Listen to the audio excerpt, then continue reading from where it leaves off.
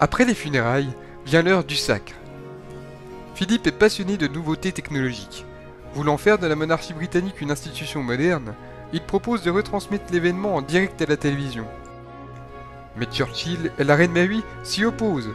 Pour eux, les caméras viendront souiller le caractère sacré du couronnement. Qu'à cela ne tienne. Après des jours de lutte, Élisabeth II finit par l'accepter. Le 2 juin 1953, elle reçoit les symboles de son pouvoir en l'abbaye de Westminster. Philippe est alors le premier des pairs d'Angleterre à venir prêter serment de fidélité à la souveraine. La vie d'époux de la reine n'est pas de tout repos. La cour a du mal à accepter un prince qu'elle considère comme étranger et doté d'une famille proche du parti nazi. D'autant que Philippe se veut moderniste. Il tente de réformer la manière de fonctionner du palais. Mais en vain.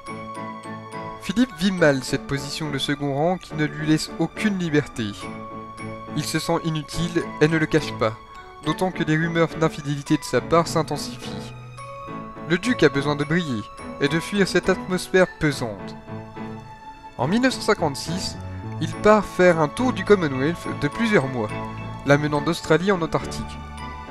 Mais là encore, les rumeurs enflent. Élisabeth lui ordonne de rentrer, bien décidée à lui offrir la place qu'il mérite. Le 22 février 1957, elle le fait prince du Royaume-Uni, de Grande-Bretagne et d'Irlande. Le prince consort est officiellement né, bien qu'il refuse toute sa vie de porter ce titre. Vient aussi la question du nom de famille de leur descendance. Philippe souhaite donner son nom à ses enfants, mais Churchill et la reine Mary ne sont pas décidés à laisser tomber celui de Windsor qu'ils ont eu tant de mal à faire accepter aux yeux des Anglais. Philippe se plaint d'être le seul homme du pays à ne pas pouvoir transmettre son nom à ses enfants. C'est seulement en 1960 qu'un décret du Conseil précise un changement de nom restrictif.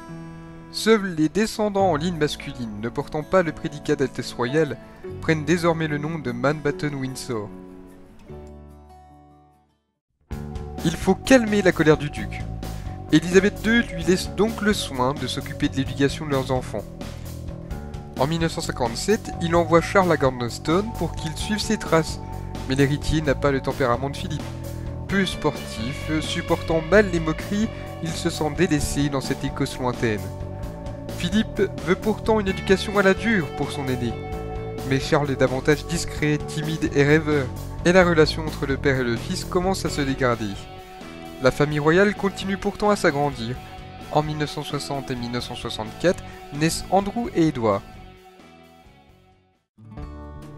Mais Philippe ne peut pas se cantonner à un simple rôle de père au foyer.